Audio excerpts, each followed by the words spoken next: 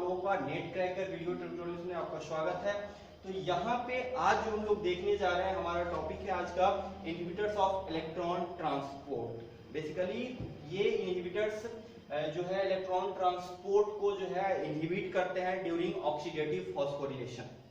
यहाँ पे बहुत सारे ऐसे इनहिबिटर्स देखे जाते हैं, जैसे रोटिनोन है, आपका एमोबार्बिटल है, बहुत सारे एजाइड है, साइनाइड है, कार्बन मोनोऑक्साइड है, बहुत सारे इनहिबिटर देखे जाते हैं। इसके अलावा कुछ एंटीबायोटिक्स है। तो इनका उपयोग जो है बहुत सारे इसमें इनहिबिटर्स का उपयोग हम लोग एज अ इंसेक्टिसाइड या एंटीबायोटिक करते हैं जो किसी ऑर्गेनिज्म के लिए लीथल हो सकते हैं, पॉइजनस हो सकते हैं। यहाँ पे अब हम एक एक करके ये चर्चा करेंगे कि हमारा कौन सा इनहिबिटर इलेक्ट्रॉन ट्रांसपोर्ट के दौरान किस पॉइंट पे अपना एक्शन करता है। तो सबसे पहले हम यहाँ पे देखते हैं कि हमारा जो इलेक्ट्रॉन ट्रांसपोर्ट स्टार्ट होता है वो होता है ये NADH से।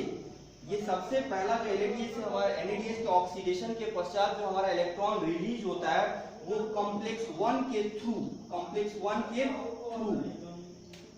कोएंजाइम Q को ट्रांसफर होता है। सबसे पहले जो NADH के ऑक्सीडेशन के थ्रू जो हमारा इलेक्ट्रॉन रिलीज होता है वो कॉम्प्लेक्स 1 के थ्रू कोएंजाइम Q को ट्रांसफर होता है। इसको UBQ भी कहते हैं। इसके बारे में एक इंपॉर्टेंट चीज जानना ये जरूरी है कि इलेक्ट्रॉन यानी कि इलेक्ट्रॉन ट्रांसपोर्ट चेन या इलेक्ट्रॉन ट्रांसपोर्ट सिस्टम आप कह सकते हैं में यही एक प्रोटीन है, यही एक protein as a electron carrier मौजूद है यहाँ पे इलेक्ट्रॉन ट्रांसपोर्ट चेन में, जो किसी एज अ प्रोस्थेटिक ग्रुप किसी प्रोटीन से बाउंड नहीं होता है। सबसे इंपॉर्टेंट चीज यहाँ पे है कि ये प्रोस्थेटिक ग्रुप के रूप में मौजूद नहीं होता है। बाकी जितने भी आप कॉम्प्लेक्स देखेंगे सब में कोई ना कोई प्रोस्थेटिक ग्रुप मौजूद होता है। आगे हम लोग सब में चर्चा करेंगे। जैसे पिछले में हम लोग चर्चा की कॉम्प्लेक्स 1 में भी मौजूद होता है, कॉम्प्लेक्स 2 में भी प्रोस्थेटिक ग्रुप मौजूद होता है, कॉम्प्लेक्स 3 में भी मौजूद होता है, साइटोक्रोम C के पास भी हीम के रूप में प्रोस्थेटिक ग्रुप मौजूद होता है और कॉम्प्लेक्स 4 के पास भी प्रोस्थेटिक ग्रुप मौजूद होता है। लेकिन इलेक्ट्रॉन ट्रांसपोर्ट चेन में आपके लिए ऑब्जेक्टिव पॉइंट ऑफ व्यू से इंपॉर्टेंट क्वेश्चन है कि कोएंजाइम Q ही ऐसा इलेक्ट्रॉन कैरियर है जो प्रोस्थेटिक ग्रुप के रूप में किसी प्रोटीन से बाउंड नहीं रहता है, ये फ्री फॉर्म में रहता है इलेक्ट्रॉन कैरियर के रूप में। सबसे इंपॉर्टेंट चीज यहाँ पे ये है। तो यहाँ पे हमने पहला देखा कि इलेक्ट्रॉन NADH के ऑक्सीडेशन के पश्चात जो इलेक्ट्रॉन रिलीज होता है वो कॉम्प्लेक्स 1 के थ्रू कोएंजाइम Q को ट्रांसफर होता है। तो यहाँ पे पहला इनहिबिशन आप देख सकते हैं जो होता है। इनहिबिशन के लिए हम लोग यहाँ पे क्रॉस चिन्ह शो करते हैं। रोटिनोन या एक और एंजाइम यहीं पे काम करता है, इसी के जैसा उसका भी एक्शन होता है जो है एमोबार्बिटल या एमाइटोल भी इसको कहते हैं, एमाइटोल भी इसको कहते हैं। तो ये दोनों जो है वो सबसे पहले यानी कि कॉम्प्लेक्स 1 में, कहां पे कॉम्प्लेक्स 1, याद रखेंगे कि ये दोनों का जो एक्शन होता है वो कहां पे होता है कॉम्प्लेक्स 1 पे होता है और कॉम्प्लेक्स 1 पे ये जो है इलेक्ट्रॉन ट्रांसपोर्ट चेन को इनएक्टिवेट कर देते हैं, इनहिबिट कर देते हैं। इसके बाद यहां से जो आपका जो इलेक्ट्रॉन ट्रांसफर होता है वो सीधे होता है आपको कॉम्प्लेक्स 3 को। किसको होता है कॉम्प्लेक्स 3 को। कॉम्प्लेक्स 3 इसलिए हम लोग बोल रहे हैं कि पिछले वीडियो में हमने चर्चा की थी कि अगर NADH का ऑक्सीडेशन हो रहा है तो वहां पे कॉम्प्लेक्स 2 इन्वॉल्व नहीं होता है। Complex 2 involve only in the oxidation process या electron transport process of FADH2। तो आप यहाँ पे इसको लिख सकते हैं FADH2। यहाँ से जो इलेक्ट्रॉन ट्रांसफर होता है उसमें कॉम्प्लेक्स 1 इन्वॉल्व नहीं होता, सिर्फ कॉम्प्लेक्स 2 इन्वॉल्व होता है और कॉम्प्लेक्स 2 के थ्रू सीधे ये ट्रांसफर हो जाता है कोएंजाइम Q को। यानी कि कोएंजाइम Q इसमें भी इन्वॉल्व होता है और इसमें भी इन्वॉल्व होता है। ठीक है, तो यहाँ पे इसलिए हम लोगों ने, तो यहाँ से जो इलेक्ट्रॉन ट्रांसपोर्ट होगा वो इसके थ्रू हो चाहे इसके थ्रू, कोएंजाइम Q से सीधे किसको होगा कॉम्प्लेक्स 3 को। और कॉम्प्लेक्स 3 को आप जानते हैं कि हम लोग साइटोक्रोम BC1 कॉम्प्लेक्स भी कहते हैं। BC1 कॉम्प्लेक्स इसलिए कहा जाता है कि उसमें साइटोक्रोम B भी मौजूद होता है और साइटोक्रोम C भी मौजूद होता है। तो यहाँ पे आप लोग देखेंगे कि जो इलेक्ट्रॉन ट्रांसफर होता है वो कोएंजाइम क्यू से कॉम्प्लेक्स 3 में सबसे पहले साइटोक्रोम B1 को ट्रांसफर होता है, किसको, सॉरी, साइटोक्रोम B को ट्रांसफर होता है, और फिर साइटोक्रोम C1 को ट्रांसफर होता है। किसको ट्रांसफर होता है? साइटोक्रोम B से साइटोक्रोम C1 पे, C1 को ट्रांसफर होता है। और इस ट्रांसफर के दौरान यहाँ पे एक enzyme inhibition, sorry, electron transport inhibition देखा जाता है। एक एंटीबायोटिक होता है जिसको हम लोग कहते हैं एंटीमाइसिन ए।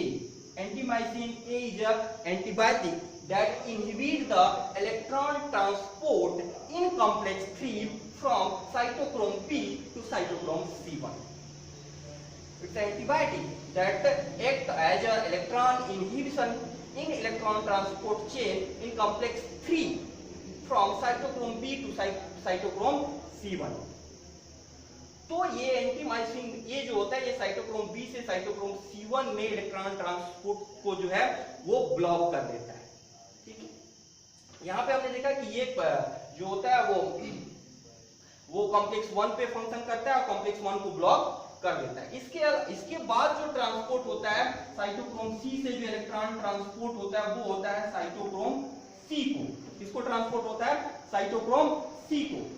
और साइटोक्रोम C यानी कि साइटोक्रोम C को जो इलेक्ट्रॉन ट्रांसपोर्ट होता है, ये इलेक्ट्रॉन जो होता है वो ट्रांसफर हो जाता है आपको कॉम्प्लेक्स 4 में। और कॉम्प्लेक्स 4 को जो होता है वो कैटालाइज करता है इलेक्ट्रॉन ट्रांसपोर्ट को। बेसिकली ये क्या कर देता है कि इलेक्ट्रॉन ट्रांसपोर्ट को half O2 plus H2 2H plus, यानी कि ये जो कॉम्प्लेक्स 3 से इलेक्ट्रॉन ट्रांसपोर्ट होता है साइटोक्रोम C को, साइटोक्रोम C से ये जो आपका कॉम्प्लेक्स 4 है इसको हम लोग कहते हैं cytochrome C oxidase.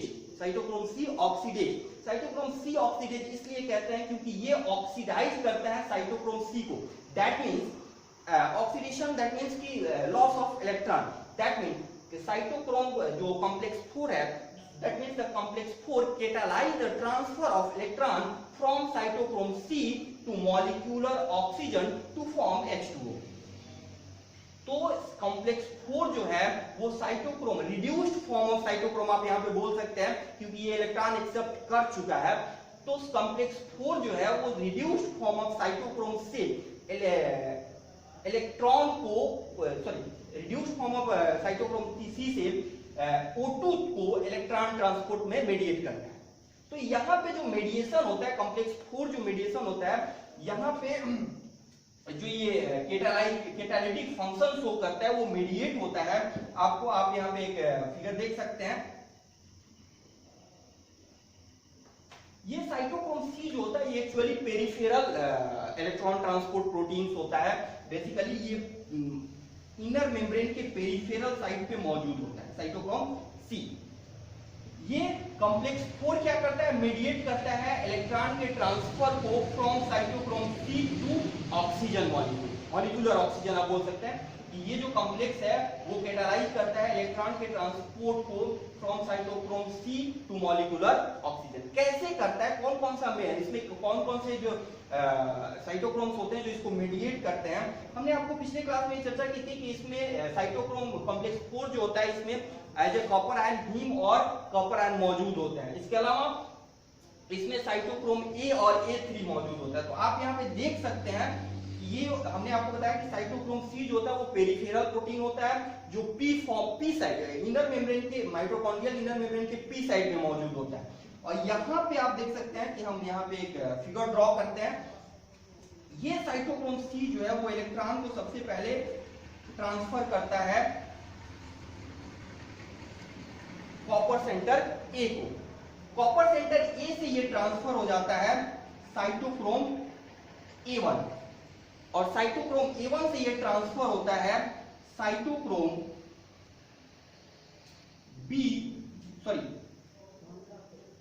CuB to cytochrome A3। तो तो यहाँ पे हमने आपको बताया कि जो कॉपर आयन मौजूद होते हैं वो दो तरह के कॉपर रिएक्शन सेंटर में बनाते हैं। जो कॉपर आयन यहाँ पे कॉम्प्लेक्स 4 में मौजूद होते हैं वो दो तरह के रिएक्शन सेंटर बनाते हैं। पहला रिएक्शन सेंटर जो होता है वो ब्रिज का काम करता है। ये इलेक्ट्रॉन ट्रांसपोर्ट के लिए एक ब्रिज का काम करता है। कहां पे?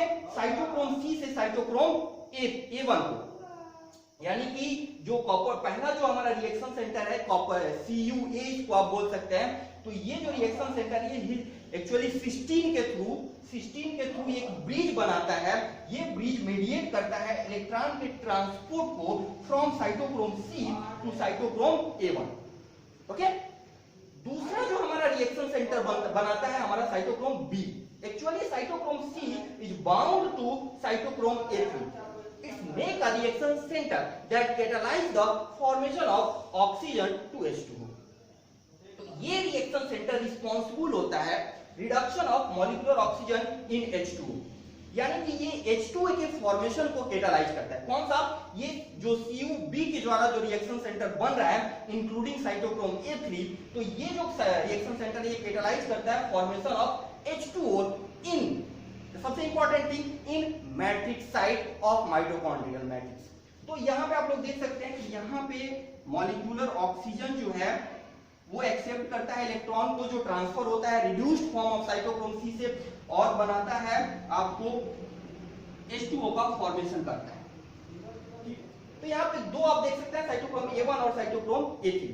तो बेसिक यहाँ पे जो अगला आपका हम इनहिबिटर बताने जा रहे हैं वो इनहिबिटर एक्चुअली इसी इलेक्ट्रॉन ट्रांसपोर्ट को ब्लॉक करता है इन कॉम्प्लेक्स 4।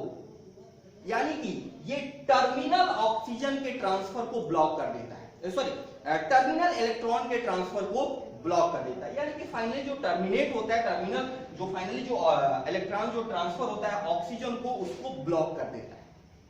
यानी कि अगला जो एक्शन होता है वो होता है एंजाइम एक्शन जो होता है वो यहाँ पे होता है साइनाइड का, कार्बन मोनोऑक्साइड का और एजाइड का। ये तीन इनहिबिटर यहाँ पे टर्मिनल इलेक्ट्रॉन ट्रांसपोर्ट को इनहिबिट करते हैं बेसिकली। यानी कि यहाँ पे आप देख सकते हैं कि अब बात आती है कि ये क्या सारे के सारे एक ही जगह पे बाइंड करते हैं? जी नहीं, ऐसा नहीं होता है। ये जो आपका साइनाइड होता है, साइनाइड और एजाइड होता है, वो साइटोक्रोम A3 के, साइटोक्रोम A3 के, यहां पे हम लोग नोट कर रहे हैं cyanide and azide, it bind with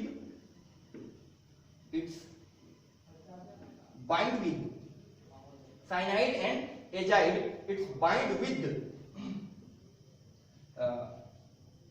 oxidized form of iron।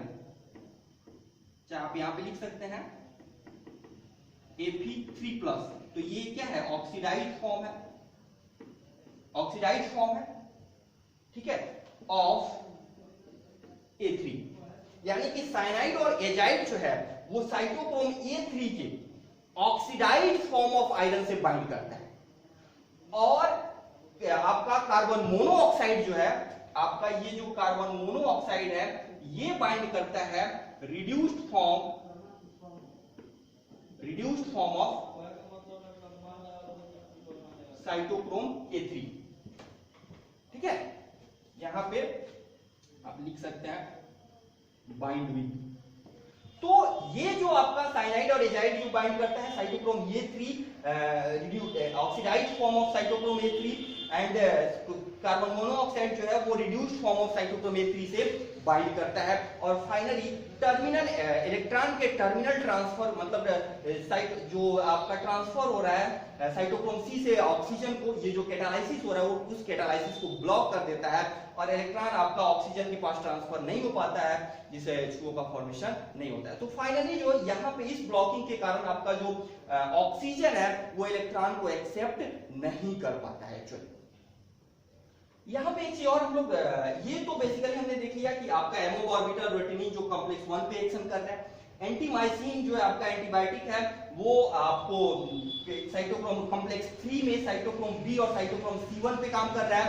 और इसके अलावा जो ये साइनाइड, कार्बन मोनोऑक्साइड जो और एजाइड जो है वो साइटोक्रोम E3 पे ब्लॉक कर रहे हैं। साइनाइड और एजाइड जो है वो साइटोक्रोम E3 के ऑक्सीडाइज्ड फॉर्म ऑफ आयरन से बाइंडिंग हो रही है, और जो आपका कार्बन मोनोऑक्साइड है वो साइटोक्रोम E3 के Fe2+ से बाइंड कर रहे हैं। ओके, तो यहाँ पे एक चीज हम लोग देखते हैं कि हाँ, तो यहाँ पे एक चीज हम लोग भूल गए हैं। यहाँ पे हम लोग एक और इनहिबिटर होता है आपका पीरिसिडीन ए। पीरिसिडीन एक एंटीबायोटिक होता है जो कि बाइंड करता है पीरिसिडीन ए इसको बोलते हैं। ये एक्चुअली इसको आप कॉम्पिटिटिव इनहिबिटर्स बोल सकते हैं। यहाँ पे आप लिख सकते हैं it's a competitive inhibitors of coenzyme Q। तो ये पीरिसिडीन ए जो है वो इनहिबिट करता है, कंपीट करता है कोएंजाइम Q से आने वाले इलेक्ट्रॉन से बाइंड करने के लिए। तो in case of piericidin A inhibition, the electron transferred from complex 1 get bind with piericidin A instead of coenzyme Q। यानी कि इसके इनहिबिशन के दौरान जो इलेक्ट्रॉन कॉम्प्लेक्स 1 से ट्रांसफर होता है कोएंजाइम Q को, वो कोएंजाइम Q से बाइंड न होकर के पीरिसिडीन ए से बाइंड हो जाता है। कोएंजाइम Q से बाइंड ना होकर के किससे बाइंड हो जाता है? पीरिसिडीन ए से बाइंड हो जाता है, और आपका इलेक्ट्रॉन ट्रांसपोर्ट चेन जो है वो यहीं पे ब्लॉक, कहां पे ब्लॉक हो जाता है? यहीं पे ब्लॉक हो जाता है। तो ये आपके जो कॉमन जो enzyme inhibitors of electron transport है, यहाँ पे आपने देखा।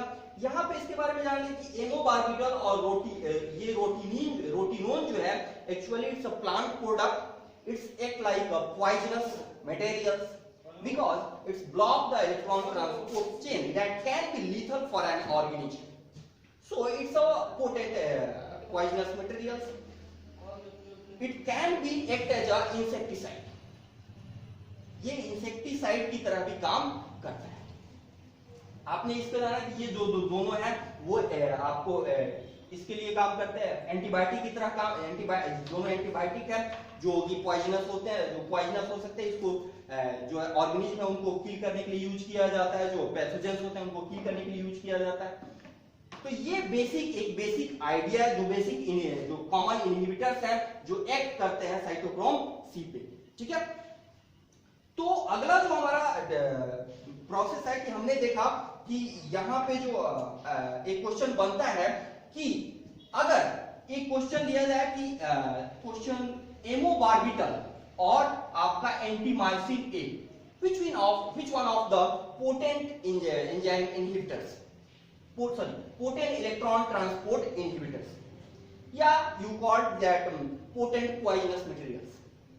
तो एंटीमाइसिन ए और एमोबार्बिटल चाहे रोटिनिन के बारे में अगर पूछा जाए कि इनमें से कौन पोटेंट पॉइजन हो सकता है, तो यहाँ पे हम लोग देखते हैं कि अगर हम एमोबार्बिटल और रोटिनिन को लेते हैं तो ये ब्लॉक करता है एंजाइम कॉम्प्लेक्स 1 को, यानी कि NADH से इलेक्ट्रॉन का ट्रांसपोर्ट नहीं होगा, सिर्फ NADH से। ठीक है, लेकिन अगर एंटीमाइसिन ए की बात की जाए तो ये ब्लॉक करता है ब्लॉक करता है कॉम्प्लेक्स 3 को। तो यहाँ पे जो होता है वो यहाँ पे जो ब्लॉकिंग होती है वो कहां पे होती है? कॉम्प्लेक्स 3 पे।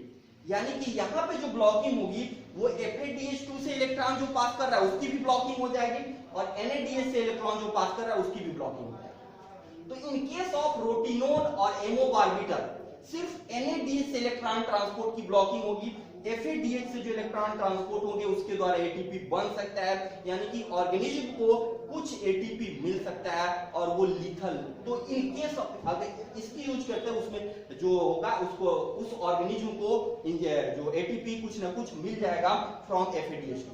But in case of antimycin A दोनों पाथवे ब्लॉक हो जाते हैं, न FADH2 के द्वारा आपका इलेक्ट्रॉन का ट्रांसफर हो पाएगा और ना NADH के द्वारा। तो यहाँ पे कोई ATP का सिंथेसिस नहीं हो पाएगा, और ये जो होगा सबसे पोटेंट एंजाइम इनहिबिटर होगा। तो यहाँ पे एक चीज आप याद रखेंगे कि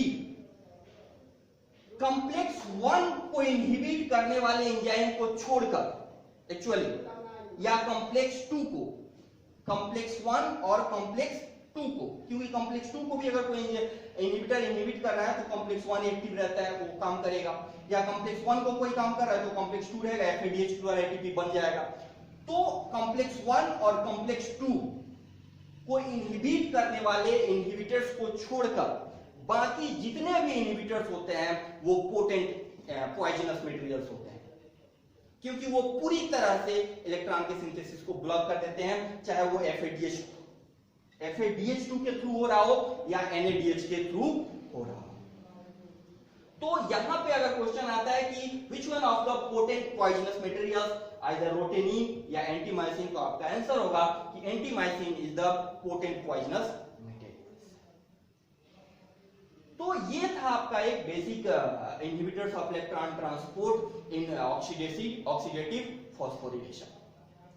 प्लांट्स में इस एंजाइम इनहिबिशन को रेसिस्ट करने के लिए कुछ अल्टरनेटिव मैकेनिज्म होते हैं for the oxidation of NADH। ये अल्टरनेटिव मैकेनिज्म क्या होते हैं इसको हम लोग देखते हैं। इस अल्टरनेटिव मैकेनिज्म में एक्चुअली होता क्या है कि सबसे पहले यहाँ NADH के ऑक्सीडेशन के बाद जो इलेक्ट्रॉन रिलीज होता है वो ट्रांसफर हो जाता है कोएंजाइम Q को, कोएंजाइम Q को ट्रांसफर हो जाता है, और कोएंजाइम Q से इलेक्ट्रॉन का ट्रांसपोर्ट सीधे कहां हो जाता है, ऑक्सीजन को। यहां पे कॉम्प्लेक्स 3 और कॉम्प्लेक्स 4 दोनों को बाईपास कर दिया जाता है इन द प्रेजेंस ऑफ अल्टरनेटिव